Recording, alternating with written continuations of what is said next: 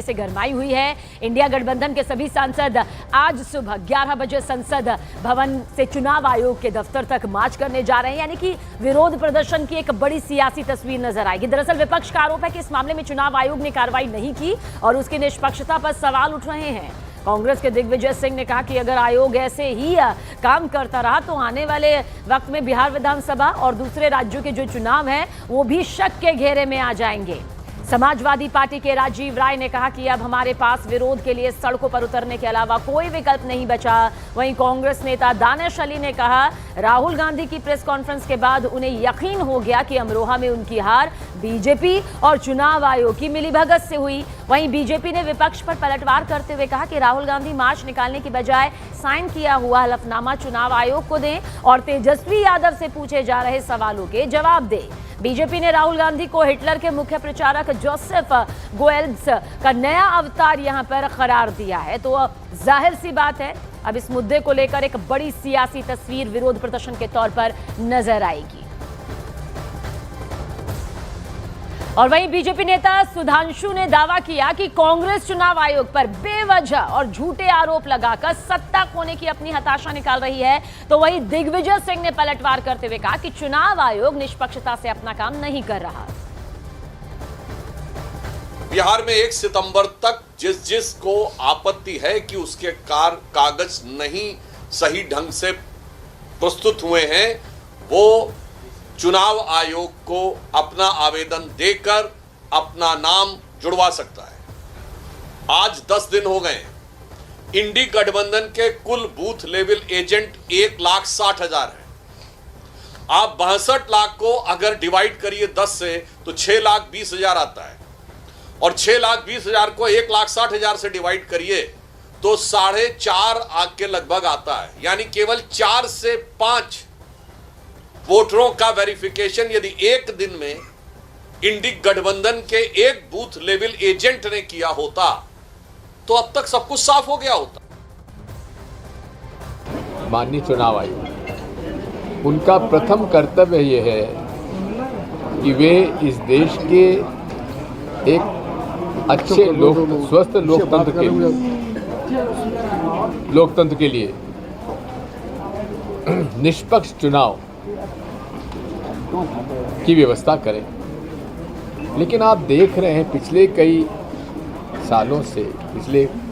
सालों से विशेषकर इस दशक में किस प्रकार से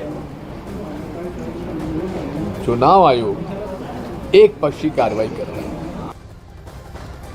देखिए, चुनाव आयोग के खिलाफ राहुल गांधी के आरोपों पर केंद्रीय मंत्री प्रहलाद जोशी का पलटवार सामने आया। उन्होंने कहा कि अगर उन्हें कोई समस्या है तो शिकायत यहां पर दर्ज कराई जाए। Rahul Gandhi as usual with hit and run case he did not file any complaint and ये बहाना किया गया कि सिक्योरिटी का इशू है, इसीलिए पुलिस ने एडवाइस किया है। मैं इनसे पूछना चाहता हूँ, उस दिन तो सिक्योरिटी का कुछ इशू है तो what advice police commissioner of Bengaluru city has given, what is the documentary proof for that, whether have you first inform that you would like to, you would intend to go that. लोकतंत्र में जब सदन में आवाज़ नहीं सुना जाए तो लोहिया जी कहा करते थे जब सड़कें सुनी हो जाती तो सदन आवारा हो जाता है। तो अब हमारे पास कोई विकल्प नहीं बचा है सिवाय इसके कि अब हम लोग सड़क पर उतरे और सरकार को आईना दिखाएं, चुनाव आयोग को एहसास कराएं कि लोकतंत्र के साथ किस तरह का अन्याय चुनाव आयोग कर रहा है। वहीं बीजेपी नेता अजय आलोक ने विपक्ष पर हमला बोला और कहा कि विपक्ष चाहे तो अपना मार्च निकाले, लेकिन राहुल गांधी को चाहिए कि वो एक शपथ पत्र चुनाव आयोग को दें। वहीं कांग्रेस सांसद दानिश अली ने आरोप लगाया और कहा कि राहुल गांधी की प्रेस कॉन्फ्रेंस के बाद अब उनका शक यकीन में बदल गया है। को आज़ादी है, बिल्कुल मार्च निकालें, लेकिन मार्च निकालने के साथ राहुल गांधी जी ये भी समझ लें कि इलेक्शन कमीशन जो चीज़ मांग रहा है वो एफिडेविट साइन करके क्यों नहीं दे रहे हैं। तो मार्च निकालते हुए जाएं और साइंड एफिडेविट इलेक्शन कमीशन को दे दें, बात खत्म कर दें। राहुल जिस तरीके से राहुल गांधी जी ने अपनी प्रेस कॉन्फ्रेंस के अंदर एक्सपोज करने का काम किया चुनाव आयोग को। चुनाव आयोग भाजपा का एक एजेंट के रूप में काम कर रहा है। अब कुछ बचा नहीं। ये आजादी, ये वोट का अधिकार, ये बराबरी का अधिकार हमें बहुत शहादतों के बाद, बहुत कुर्बानियों के बाद मिला है।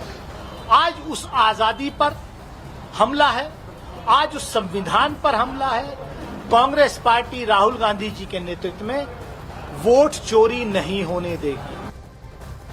वहीं केंद्रीय मंत्री गिरिराज सिंह ने राहुल गांधी पर तीखा हमला बोलते हुए कहा कि राहुल गांधी तब तक किसी की बात को नहीं मानेंगे जब तक पाकिस्तान उसे ना कहे, क्योंकि वो पाकिस्तान की भाषा बोलते हैं। तो वहीं शिवसेना उद्धव सांसद प्रियंका चतुर्वेदी ने चुनाव आयोग पर गंभीर सवाल उठा दिए।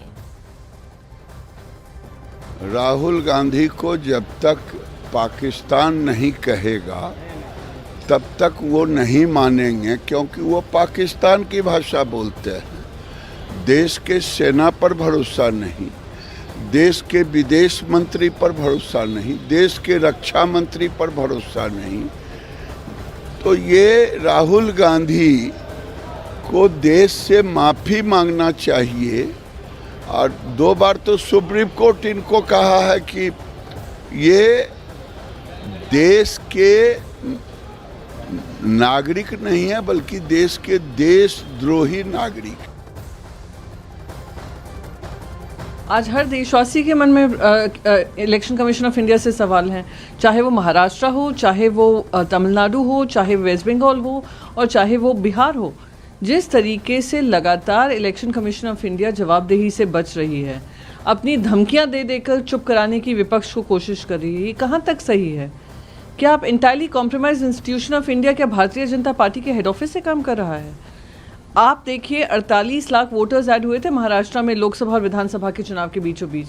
आज तक नहीं पता, वो इतनी खबरें आई थी, सामने आया भी था कैसे एक हॉस्टल से ही 4000 वोटर्स आ जाना। वहीं कांग्रेस अध्यक्ष मल्लिकार्जुन खड़गे आज 2 अहम बैठकों की अगुवाई करेंगे। ब्रेकिंग फर्स्ट दोपहर 4:30 बजे 24 अकबर रोड स्थित पुराने पार्टी दफ्तर में महासचिवों, राज्य प्रभारियों के साथ बैठक यहां पर होगी, जिसमें राहुल गांधी के जरिए उठाए गए कथित फर्जी वोटर लिस्ट के मुद्दे को पूरे देश में कैसे उठाया जाए और इंडिया गठबंधन को कैसे साथ लाया जाए, इस रणनीति पर यहां पर गहनता से चर्चा की जाएगी। तो वहीं रात 7:30 बजे मल्लिकार्जुन खड़गे अपने आवास पर इंडिया गठबंधन के सांसदों को डिनर देंगे, जिसमें उपराष्ट्रपति चुनाव और बिहार SIR मामले पर भी चर्चा यहां पर की जाएगी। तो एक बड़ी रणनीति कांग्रेस के खेमे से यहां पर सामने आ रही है, जिसके लिए ये वक्त आज का तय भी कर दिया गया है। दरअसल आने वाले वक्त में बिहार विधानसभा चुनाव है, ऐसे में बड़ी रणनीति यहां पर विपक्ष के जरिए